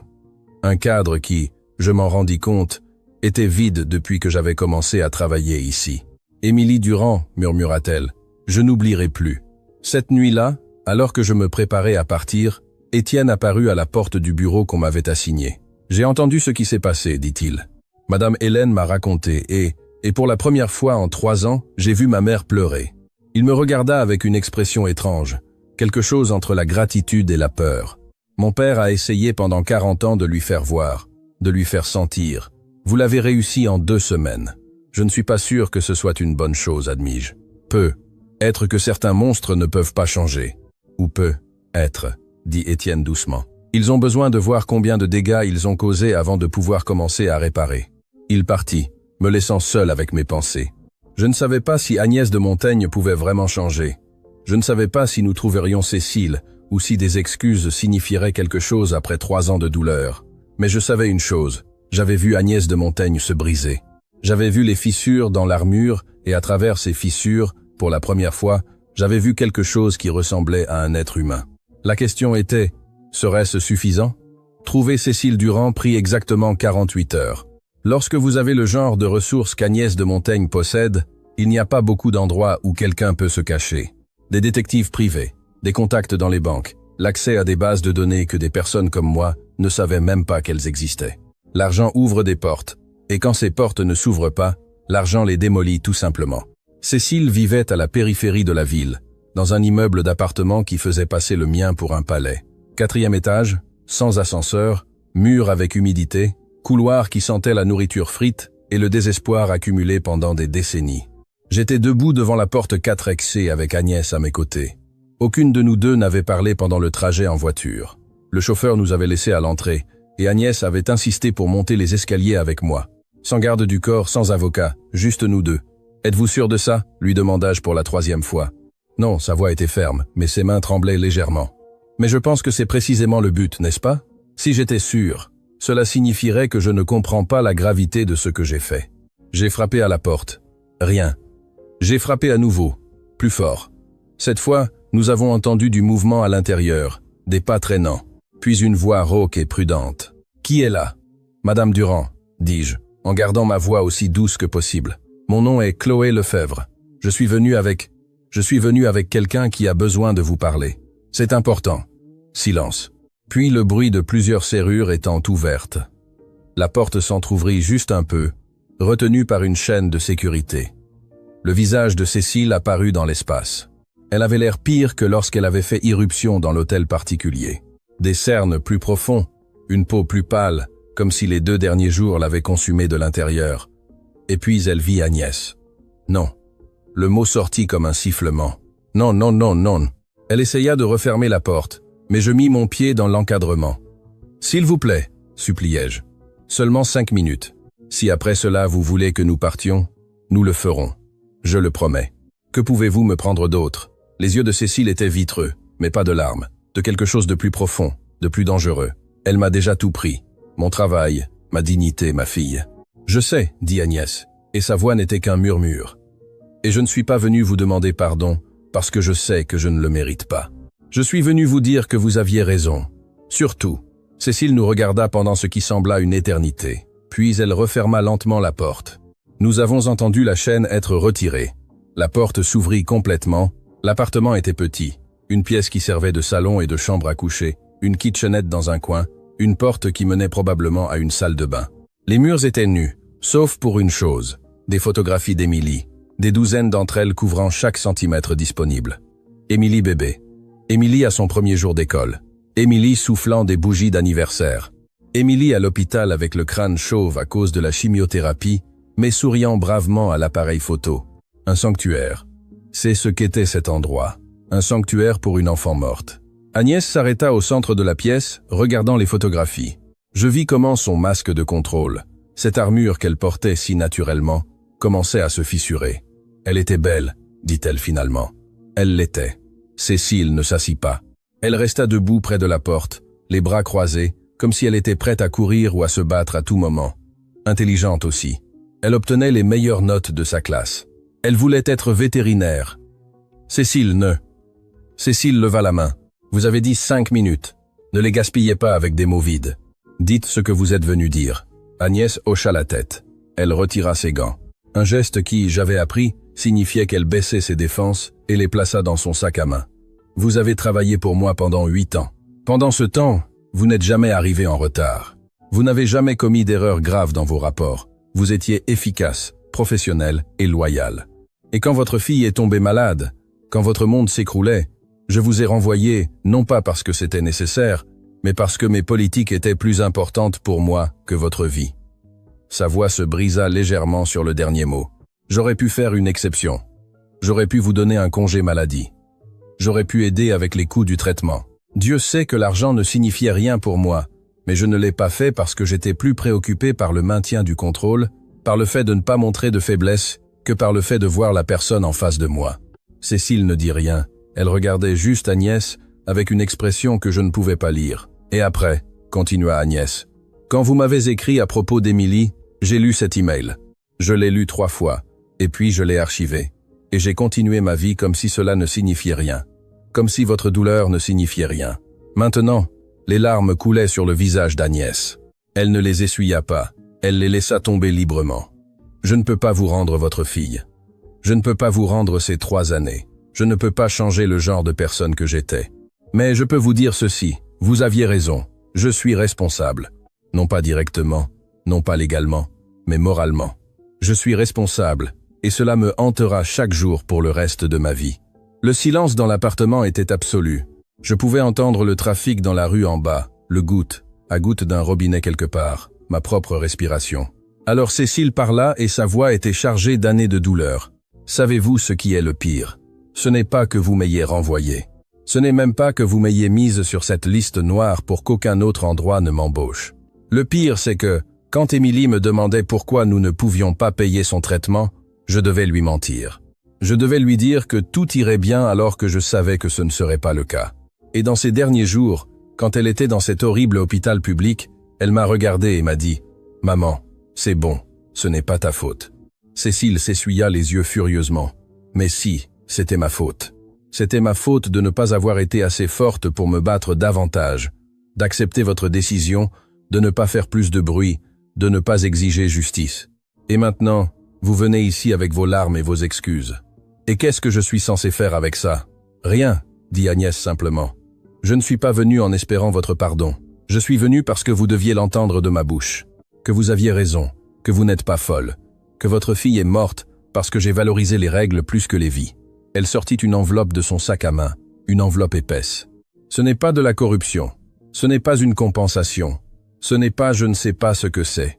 Une tentative pathétique de faire quelque chose, n'importe quoi. Elle la plaça sur la petite table.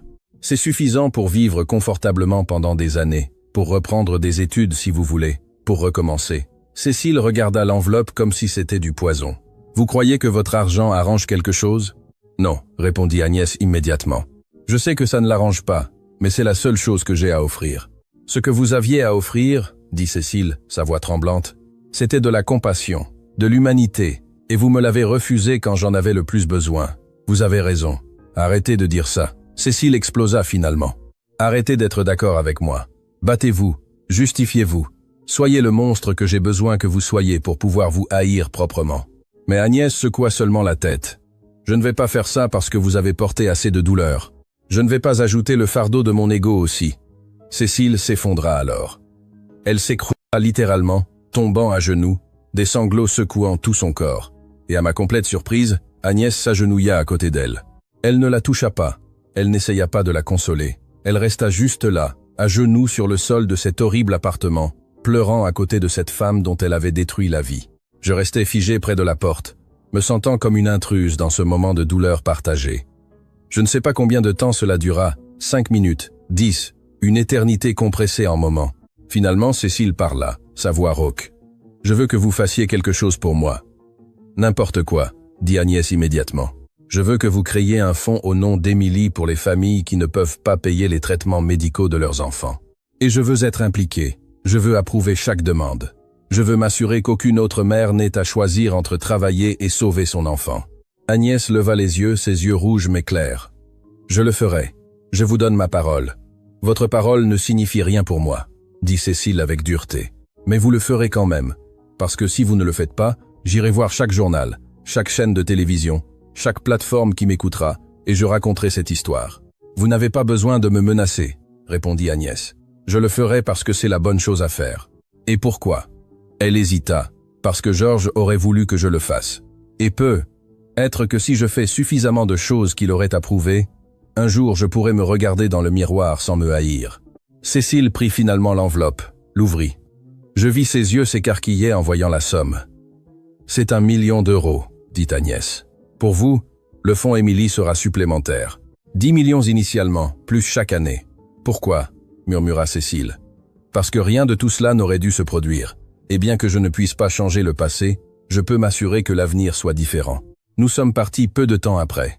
Cécile ne nous a pas accompagnés à la porte. Elle est restée assise sur le sol de son appartement, tenant l'enveloppe et regardant les photographies de sa fille. Dans la voiture au retour, aucune de nous deux ne parla pendant les 10 premières minutes. Puis Agnès rompit le silence. « Merci. »« Pourquoi ?» demandai-je. « Pour m'avoir forcé à faire ça, pour ne pas m'avoir laissé m'échapper, pour être exactement ce dont j'avais besoin, même si je ne le voulais pas. Ça valait le coup ?» demandai-je. « Vous sentez-vous mieux ?» Non. Sa réponse fut immédiate. « Je me sens pire parce que maintenant c'est réel. Avant, c'était juste quelque chose que j'avais archivé dans mon esprit. Maintenant, c'est une personne réelle, avec une douleur réelle que j'ai causée, et je dois vivre avec ça. »« Bien, dis-je doucement, parce que c'est le début du changement. Ne pas se sentir mieux, mais sentir plus. » Agnès me regarda avec quelque chose qui aurait pu être du respect, ou être de la gratitude. C'était difficile à dire. « Georges disait quelque chose de similaire, » murmura-t-elle. « Il disait que j'avais construit des murs si hauts pour me protéger de la douleur, que je m'étais aussi bloqué la joie, que j'avais choisi de ressentir moins au lieu de ressentir plus. Et maintenant, dit-elle en regardant par la fenêtre la ville qu'elle possédait pratiquement. Je ressens trop, et c'est terrifiant. » Cette nuit-là, tandis que je travaillais dans mon bureau, Étienne apparut à la porte. « Maman m'a parlé de Cécile, dit-il, du fond. Et pour la première fois de ma vie, je suis fier d'elle. » Ses yeux brillaient. C'est étrange. Être fier de quelqu'un pour finalement faire ce qu'il aurait dû faire depuis le début. Ne lui dis pas. Je crois que c'est humain. Il s'assit sur la chaise devant mon bureau, paraissant plus jeune que ses 35 ans. « Chloé, croyez-vous vraiment qu'elle puisse changer ? Ou sommes-nous juste en train d'assister à un moment de culpabilité qui passera ?» C'était la question que je me posais depuis que nous avions quitté l'appartement de Cécile. « Honnêtement, dis-je, je ne sais pas, mais je sais ceci. Votre mère avait le choix de faire simple, d'envoyer de l'argent par des avocats, de rester distante, de protéger son ego. Et au lieu de cela, elle a choisi de s'agenouiller sur le sol d'un horrible appartement et d'admettre ses erreurs. Cela compte pour quelque chose. » Étienne hocha lentement la tête. « Mon père aurait été d'accord avec vous. Après qu'il soit parti, Je suis resté seul avec mes pensées. J'ai pensé à Émilie, une enfant que je n'ai jamais connue, mais qui vivrait maintenant dans un cadre sur le bureau d'Agnès. J'ai pensé à Cécile, portant une douleur qu'aucune somme d'argent ne pourrait guérir.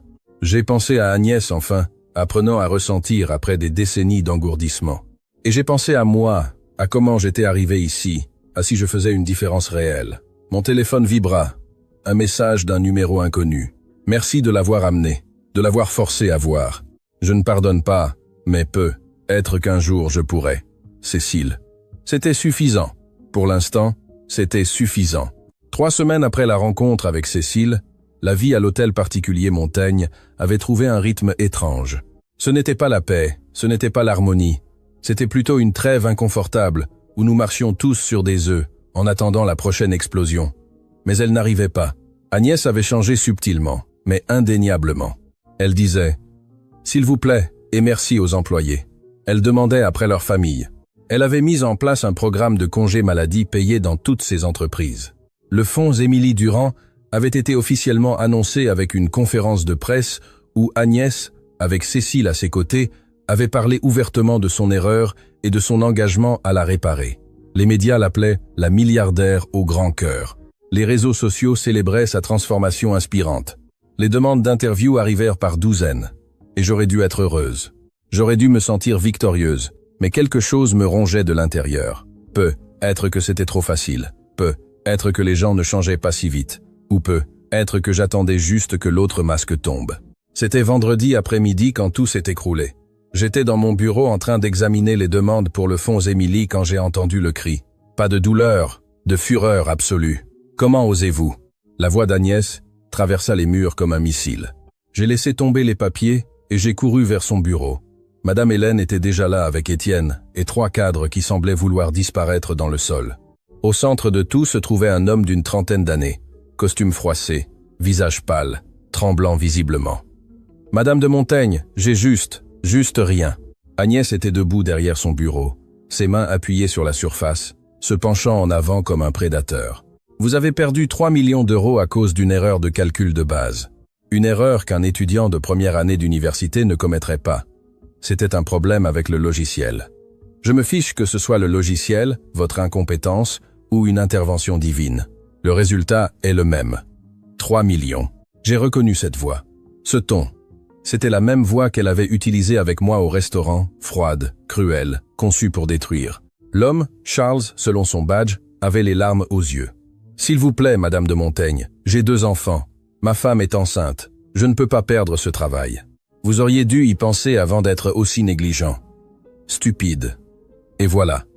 Le mot qui coupait comme un couteau. Le mépris absolu. La déshumanisation. Agnès. Ma voix sortit plus forte que je ne l'avais prévu. Tous se tournèrent pour me regarder, les cadres avec soulagement. Étienne avec quelque chose qui ressemblait à un espoir désespéré. Madame Hélène avec un avertissement dans ses yeux et Agnès. Agnès me regarda avec ses yeux gris qui avaient retrouvé leur froideur habituelle. « Chloé, cela ne vous concerne pas. »« Si, cela me concerne. » Je marchais vers le centre du bureau. Parce qu'il y a 3 semaines, vous vous êtes agenouillés sur le sol d'un appartement et avez promis que vous seriez différente. Vous vous souvenez? C'est différent. Ce sont les affaires. Ça laisse. Je me rapprochais. Parce que cela ressemble exactement à la façon dont vous parliez avant. Quand vous avez renvoyé Cécile. Quand vous avez détruit ma carrière. Quand vous avez fait pleurer 2 serveuses avant de me connaître. Un muscle se contracta dans la mâchoire d'Agnès. Cet homme a commis une erreur qui a coûté des millions. Et c'est une erreur. J'ai regardé Charles. Est-ce la première fois que vous commettez une telle erreur? Oui, répondit-il rapidement. Je suis dans l'entreprise depuis 5 ans. Mon dossier est impeccable. C'était un problème avec le logiciel de projection que personne n'a détecté jusqu'à assez. Agnès leva la main. Chloé, sortez de ce bureau. Maintenant. Non. Le silence qui suivit fut si dense qu'il était douloureux de respirer. Pardon. La voix d'Agnès était dangereusement basse. J'ai dit, non. Vous m'avez embauché spécifiquement pour ça. Pour vous arrêter quand vous étiez sur le point de faire quelque chose que Georges aurait détesté. Eh bien, je suis là. Je vous arrête. Étienne s'approcha alors, se tenant à côté de moi. Sa voix tremblait, mais il parla. Chloé a raison, maman. C'est exactement ce que tu faisais, ce que papa détestait. Agnès se tourna vers son fils, et quelque chose de dangereux brilla dans ses yeux. Tu n'as pas le droit de parler de ce que ton père détestait. Non. Et maintenant, il y avait des larmes dans les yeux d'Étienne. J'étais avec lui chaque jour de ces 6 derniers mois. Savez-vous ce qu'il m'a dit 2 semaines avant de mourir? Personne ne bougea. Personne ne respira. Il m'a dit, « Étienne, ta mère était la femme la plus compatissante que j'ai connue lorsque nous nous sommes mariés. Mais le pouvoir l'a changé, le succès l'a changé, et j'ai eu tellement peur de la perdre que je ne l'ai jamais arrêtée. C'est mon plus grand regret. » Une larme coula sur la joue d'Étienne. Il m'a fait promettre quelque chose. Il m'a fait promettre que je ne ferai pas la même erreur, que je ne laisserai pas la peur me paralyser pendant que tu te transformais en quelque chose de méconnaissable. Étienne, la voix d'Agnès s'était adoucie, mais il ne s'arrêta pas. J'ai fait des cauchemars toute ma vie, maman. Des cauchemars où je deviens toi, où je traite les gens comme des objets jetables, où je valorise l'argent et le pouvoir par-dessus l'humanité de base. Et chaque fois que je me réveille de ces cauchemars, je me promets que je serai différent. Il essuya ses larmes furieusement. Mais, savez-vous ce qui est le plus terrifiant? C'est que parfois, quand je suis sous pression, j'entends ta voix dans ma tête me disant d'être dur, de ne pas montrer de faiblesse, que les personnes qui commettent des erreurs ne méritent pas de seconde chance. Il regarda Charles, et je dois me battre contre cette voix tous les jours.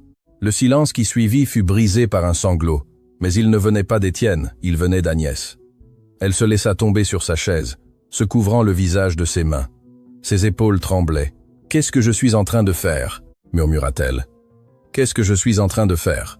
Je m'approchai lentement de son bureau. Les cadres étaient sortis discrètement.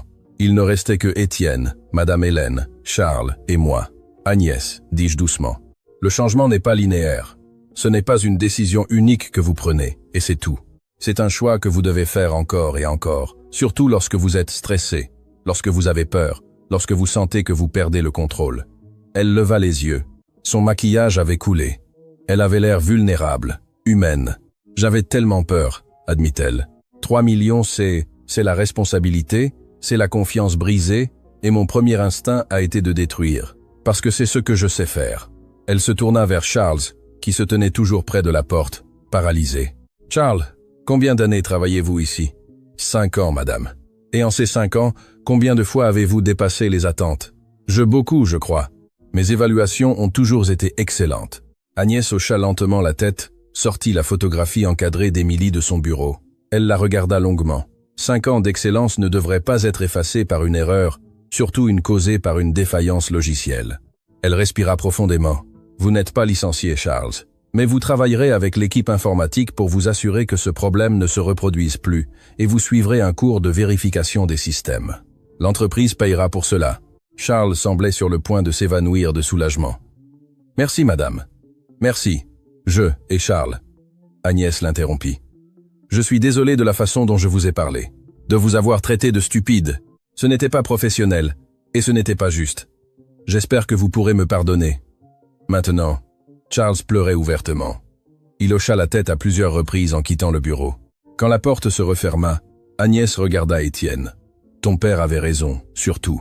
Et toi, tu mérites une mère qui ne soit pas la protagoniste de tes cauchemars. » Étienne traversa le bureau et, à la surprise de tous, serra sa mère dans ses bras. Elle se figea un instant, puis ses bras s'enroulèrent autour de lui, le tenant comme s'il était le petit garçon qu'il avait été autrefois. « Je suis désolé, » murmura Agnès dans ses cheveux. « Pour toutes les années, pour toutes les fois où je t'ai fait sentir que tu n'étais pas assez bien, pour être devenue la raison pour laquelle tu fais des cauchemars. Tu peux être différente, maman, dit Étienne. Tu viens de le prouver. Continue juste de choisir de l'être. » Plus tard cette nuit-là, Agnès m'appela dans son bureau. Elle était seule, regardant par la fenêtre la ville. « Je pensais que ce serait plus facile, » dit-elle sans préambule. « Je pensais qu'une fois que je déciderais de changer, je changerais simplement. Le vrai changement est la chose la plus difficile qui existe, lui dis-je. Parce que vous vous battez contre des décennies de schémas, d'instincts, de mécanismes de défense. J'ai failli tout gâcher aujourd'hui, mais vous ne l'avez pas fait. C'est ça la différence. » Elle se tourna pour me regarder, et pour la première fois depuis que je la connaissais, je vis quelque chose dans ses yeux que je n'avais jamais vu auparavant. Un véritable espoir. Pensez-vous que Georges serait fier ? J'ai pensé à l'homme qui avait passé 40 ans à aimer cette femme compliquée et brisée, qui avait vu sa transformation en quelqu'un qu'il ne reconnaissait pas, qui était mort, en espérant qu'elle retrouve son chemin. « Je crois, dis-je prudemment, qu'il serait fier que vous essayiez. Et c'est tout ce que l'on peut demander. 6 mois après cette nuit au restaurant Le Diamant Noir, j'étais debout dans la même salle où tout avait commencé. Mais cette fois, je ne portais pas un uniforme bordeaux usé. Je portais une robe bleu marine qu'Agnès avait insisté pour m'acheter, et je ne servais pas de table. J'étais honoré. La salle était pleine. Plus de 200 personnes, hommes d'affaires, philanthropes, familles qui avaient été aidées par le fonds Émilie Durand, journalistes des médias les plus importants du pays, et à la table principale Agnès de Montaigne, Étienne et Cécile Durand, ensemble. Le chemin jusqu'à ce moment n'avait pas été facile. Cela avait été 6 mois de pas en avant et de pas en arrière occasionnels. De petites victoires et de rechutes douloureuses, d'Agnès apprenant vraiment à voir les personnes au lieu des ressources, à ressentir au lieu de calculer, à être vulnérable au lieu d'invincible. Mais nous étions arrivés, d'une manière ou d'une autre, contre toute attente, nous étions arrivés ici. Chloé Lefebvre. La voix du présentateur résonna dans la salle. Veuillez vous avancer pour recevoir le prix Émilie Durand pour la défense de la dignité humaine. Mes jambes tremblaient tandis que je marchais vers la scène. Les applaudissements étaient assourdissants, mais ce qui me fit pleurer fut de voir Cécile debout, applaudissant avec des larmes coulant sur son visage. À ses côtés, Agnès était également debout avec cette expression que j'avais appris à reconnaître, fierté mélangée à de la gratitude. Cécile fut celle qui me remit le prix. C'était une sculpture en cristal avec l'image d'Émilie gravée. Cette photo de la glace qui avait été sur le bureau d'Agnès pendant des mois. « Merci », murmura Cécile en me serrant dans ses bras, pour avoir vu ce que tous les autres avaient choisi d'ignorer, pour ne pas avoir laissé le pouvoir gagner. Quand je pris le micro, je regardais l'audience. Je reconnus tant de visages. Madame Hélène, qui m'avait donné cet avertissement initial. Le chef Antoine du restaurant, Charles, le cadre qui avait failli perdre son emploi, le docteur Leclerc de l'hôpital. Et au dernier rang, presque caché, le gérant Duval du Diamant Noir, qui m'avait licencié il y a 6 mois. Je ne mérite pas ce prix. Comment sais-je? Et ma voix résonna dans la salle, parce que tout ce que j'ai fait est quelque chose que toute personne décente aurait dû faire. Dire la vérité quand le silence était plus pratique. Défendre la dignité quand il était plus facile de regarder ailleurs. Je marquais une pause, organisant mes pensées. Mais si ce prix représente quelque chose, j'espère qu'il représente ceci. Qu'aucun de nous n'est au-delà de la rédemption, que les personnes qui semblent être des monstres ne sont souvent que des êtres humains qui ont perdu leur chemin, et que parfois, tout ce dont elles ont besoin est que quelqu'un, n'importe qui, ose leur montrer le miroir. Je regardais directement Agnès. Il y a 6 mois, j'ai rencontré une femme que tout le monde craignait. Une femme qui avait bâti des empires, mais avait perdu son humanité dans le processus. Une femme que son propre mari craignait qu'elle ne soit devenue quelque chose de méconnaissable. Agnès ne détourna pas le regard. Ses yeux brillaient, mais elle gardait son calme. Et aujourd'hui, cette femme est ici. Non parce qu'elle est parfaite, non parce qu'elle a effacé toutes ses erreurs, mais parce qu'elle a choisi chaque jour, d'être différente, d'être meilleure, d'être la personne que son mari a toujours su qu'elle pouvait être. Les applaudissements commencèrent lentement puis crurent jusqu'à remplir la salle. Agnès se leva et, à ma surprise, marcha vers la scène. Je n'avais pas planifié cela, ce n'était pas au programme. Mais quand Agnès de Montaigne décidait de faire quelque chose, les règles cessaient d'être importantes. Elle se tint à côté de moi sur la scène, prit un second micro et parla. « Bonsoir à tous. Je sais qu'il n'était pas prévu que je parle maintenant, mais il y a des choses qui doivent être dites. » Sa voix était ferme, mais douce. La plupart d'entre vous me connaissent sous le nom d'Agnès de Montaigne, l'entrepreneur, la milliardaire, la femme qui a bâti un empire à partir de rien. Ce que beaucoup ne savent pas, c'est combien j'ai perdu dans ce processus. Elle regarda Étienne, qui lui sourit avec encouragement. J'ai perdu mon mariage, bien que mon mari ne m'ait jamais quitté. J'ai perdu la relation avec mon fils, bien qu'il n'ait jamais cessé de m'aimer. J'ai perdu mon humanité, bien qu'elle ait toujours été là, enterrée sous des couches d'ambition et de peur. Sa voix se brisa légèrement, et j'ai perdu. J'ai failli perdre l'opportunité d'être quelqu'un dont ma famille pouvait être fière, quelqu'un dont je pouvais être fier, moi-même. Elle se tourna vers moi. Chloé m'a sauvé non pas avec des mots doux ou une compréhension douce, mais avec la vérité brutale que j'avais besoin d'entendre. Elle m'a montré le monstre que j'étais devenu, et puis, incroyablement, elle m'a donné l'opportunité d'être quelque chose de plus. Maintenant, les larmes coulaient librement sur son visage, mais elle ne les essuya pas. Le fonds Émilie Durand n'est pas seulement destiné à aider les familles avec les frais médicaux. C'est ma promesse qu'aucune autre mère n'aura à choisir entre travailler et sauver son enfant. C'est ma reconnaissance que le pouvoir sans compassion n'est que de la cruauté déguisée en succès.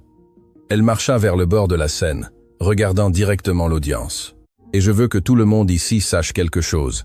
Si jamais vous avez travaillé pour moi et que je vous ai traité avec cruauté, si je vous ai licencié sans compassion, si je vous ai fait sentir moins qu'humain, je suis désolé. Profondément, sincèrement, complètement. Je suis désolé. Le silence dans la salle était absolu. Je ne peux pas changer le passé, mais je peux changer l'avenir. Et c'est ma promesse à vous tous, à cette ville, aux milliers de personnes qui travaillent dans mes entreprises, que chaque jour je choisirai d'être meilleure. Pas parfaite, mais meilleure. Elle descendit de la scène et marcha directement vers Cécile. Devant 200 personnes, elle s'agenouilla. « Cécile Durand, je ne mérite pas votre pardon. Je ne le mériterai jamais. Mais je veux que vous sachiez qu'Émilie ne sera pas oubliée. Son nom sera dans chaque vie que nous sauverons, dans chaque famille que nous aiderons, dans chaque décision que je prendrai, rappelant que les politiques ne sont jamais plus importantes que les personnes. » Cécile pleurait aussi. Maintenant, elle descendit jusqu'à s'agenouiller devant Agnès, prenant ses mains. « Vous ne pouvez pas me rendre ma fille, » dit Cécile, sa voix tremblante. « Mais vous pouvez vous assurer que sa mort n'a pas été vaine, et vous êtes en train de le faire. Alors oui, Agnès, je vous pardonne. Non parce que vous le méritez, mais parce qu'Émilie aurait voulu que je le fasse. Elle pardonnait toujours. » Elles s'étreignirent alors, deux femmes unies par la tragédie, mais choisissant de construire quelque chose de beau à partir des cendres. Il n'y avait pas un œil sec dans cette salle. Étienne monta sur la scène après, sa voix rauque d'émotion. « Mon père, Georges de Montaigne, a passé 40 ans à aimer une femme compliquée. Il m'a appris que l'amour véritable ne signifie pas abandonner les gens quand ils sont difficiles. Cela signifie tenir un miroir pour qu'ils puissent se voir eux-mêmes. Et s'ils refusent de regarder, cela signifie avoir le courage de s'éloigner. » Il regarda sa mère. « Chloé a fait ce que mon père a toujours voulu que je fasse, mais j'avais trop peur. Elle a tenu le miroir fermement jusqu'à ce que maman n'ait plus d'autre choix que de regarder. Et papa, où que tu sois, je veux que tu saches, elle a réussi. » Maman a retrouvé son chemin. Après la cérémonie, tandis que la salle se vidait lentement, je me suis retrouvé sur le balcon, regardant la ville. Les lumières brillaient comme des étoiles terrestres. Quelque part là-bas, il y avait des familles qui dormaient tranquilles parce que le fonds Émilie avait payé leur traitement. Il y avait des employés qui allaient travailler sans peur, parce que leur patron avait appris que l'humanité importait plus que les profits. Belle vue, n'est-ce pas? Je me suis retourné. Agnès était là avec 2 coupes de champagne. Elle leste, acquiesçai-je en prenant une coupe. Cécile m'a demandé d'être la marraine de son prochain projet, dit Agnès doucement. Elle écrit un livre sur Émilie, sur le deuil, sur le pardon. Et vous? Je lui ai dit oui, et que j'utiliserai tous mes contacts pour m'assurer qu'il soit publié, qu'il atteigne toutes les personnes qui ont besoin d'entendre que la douleur n'a pas à vous définir, que vous pouvez choisir de construire quelque chose de beau, même à partir de la perte la plus dévastatrice. Nous bûmes, en silence pendant un moment. Chloé, il y a quelque chose que j'ai besoin de vous demander. Quoi? Pourquoi l'avez-vous fait vraiment? Pourquoi avez-vous tout risqué? Votre emploi, votre avenir, votre sécurité, pour affronter une femme qui pouvait vous détruire. J'ai pensé à cette nuit au restaurant, à la coupe qui se brisait, à la décision de choisir la dignité plutôt que la sécurité. Parce que, dis-je finalement, j'avais vu trop de fois comment le pouvoir écrase les bonnes personnes. J'avais travaillé pour des patrons qui traitaient les employés comme des objets jetables. J'avais vu des collègues pleurer dans les toilettes parce que quelqu'un avec de l'argent décidait que leurs sentiments n'avaient pas d'importance. J'ai regardé Agnès directement, et j'étais fatigué. Fatigué d'être invisible. Fatigué que des personnes comme moi doivent accepter les mauvais traitements parce que nous avions besoin des emplois. Fatigué d'un monde où l'argent achetait le droit d'être cruel. Alors vous avez décidé de le changer. J'ai décidé d'essayer. Je ne savais pas si cela fonctionnerait. Honnêtement, je m'attendais à être détruite. Agnès sourit. Un sourire réel, chaleureux. Vous savez, Georges disait que les personnes les plus courageuses ne sont pas celles qui n'ont pas peur. Ce sont celles qui ont peur, mais agissent quand même. Vous êtes cette personne, Chloé. J'ai juste fait ce que tout le monde devrait faire. Mais ils ne le font pas. C'est ça le point. La plupart des gens choisissent la sécurité, choisissent le silence, choisissent de regarder ailleurs. Vous avez choisi d'affronter le monstre. Elle se tourna pour me regarder complètement. C'est pourquoi je veux vous offrir quelque chose. Non pas comme votre patronne, comme votre associé. Mon cœur s'accéléra. J'ai pensé à élargir le fonds Émilie, à en faire une fondation complète. Une qui non seulement aide avec les frais médicaux, mais qui plaide également pour des changements dans les politiques du travail, pour des protections pour les employés, pour la responsabilité d'entreprise. Et j'ai besoin de quelqu'un pour la diriger, quelqu'un qui comprenne ce que ça fait d'être de l'autre côté du pouvoir. Agnès, je n'ai pas d'expérience. Vous avez quelque chose de mieux que l'expérience. Vous avez la conviction, vous avez le courage, et vous avez la confiance des personnes que nous voulons aider parce qu'elles savent que vous êtes l'une d'entre elles. Elle tendit la main. Que dites-vous, Chloé? Voulez-vous changer le monde avec moi? J'ai regardé sa main tendue. Il y a 6 mois, cette femme avait été mon ennemi, mon cauchemar, le symbole de tout ce qui n'allait pas avec le pouvoir et le privilège. Maintenant, elle était quelque chose de différent. Pas parfaite, jamais parfaite, mais essayant, s'efforçant, choisissant chaque jour d'être meilleure. J'ai pris sa main, oui, mais à une condition. Laquelle? Si jamais vous commencez à redevenir la vieille Agnès, si vous commencez à traiter les gens comme des objets, si vous oubliez pourquoi nous faisons cela, promettez que vous écouterez quand je vous le dirai, que vous ne me renverrez pas, que vous ne me ferez pas taire. Agnès serra ma main fermement. Je le promets en mémoire de Georges, en l'honneur d'Émilie, je le promets. Cette nuit-là, alors que je me préparais à partir, Étienne me trouva sur le parking. Chloé, attendez. Je me suis retourné. Il avait l'air plus léger d'une certaine manière, comme si un poids qu'il avait porté pendant des années s'était finalement levé. Je voulais juste vous dire merci de m'avoir rendu ma mère, de m'avoir appris que le courage ne vient pas toujours en grands gestes. Parfois, il vient de simplement dire la vérité quand tous les autres mentent. Votre père serait fier de vous, Étienne, de vous deux. Il sourit. Un sourire qui ressemblait beaucoup à celui d'Agnès quand il était sincère. Je sais, et je crois que je peux enfin dormir sans cauchemar, alors que je rentrais chez moi cette nuit-là, dans ma propre voiture. Maintenant, pas dans les transports en commun. J'ai pensé à tout ce qui avait changé en 6 mois. J'avais commencé comme une serveuse anonyme dans un restaurant chic, servant des personnes qui ne me voyaient jamais vraiment. J'avais fini comme directrice d'une fondation qui changerait des milliers de vies. J'avais connu Agnès de Montaigne comme un monstre. Maintenant, je la connaissais comme un être humain compliqué qui avait perdu son chemin, mais avait trouvé le courage de le chercher à nouveau, et j'avais appris quelque chose de fondamental, que le vrai changement est possible, pas facile, pas rapide, pas parfait, mais possible. Quand les gens sont prêts à regarder dans le miroir, quand ils sont prêts à admettre leurs erreurs, quand ils sont prêts à choisir encore et encore d'être meilleurs. Cette nuit-là, avant de dormir, j'ai reçu un message d'Agnès. Georges avait raison sur tout, mais surtout sur ceci. Les bonnes personnes arrivent au moment exact où vous en avez besoin. Merci d'être arrivé, Chloé, d'être resté, de ne pas avoir abandonné avec moi quand cela aurait été plus facile. Ah, répondis-je simplement, merci d'avoir été prête à changer. C'est le plus difficile de tout. Et tandis que je fermais les yeux, j'ai pensé à Émilie Durand, une enfant que je n'ai jamais connue, mais qui avait tout changé, dont le nom signifiait maintenant l'espoir, au lieu de la tragédie, dont le sourire sur cette photographie avec la glace me rappellerait pour toujours que derrière chaque politique, chaque décision, chaque action, il y a des vies réelles, des personnes réelles qui méritent d'être vues, d'être valorisées, d'être traitées avec dignité. Et si une serveuse et une milliardaire pouvaient apprendre cette leçon ensemble, alors juste peu, être que le monde le pouvait aussi.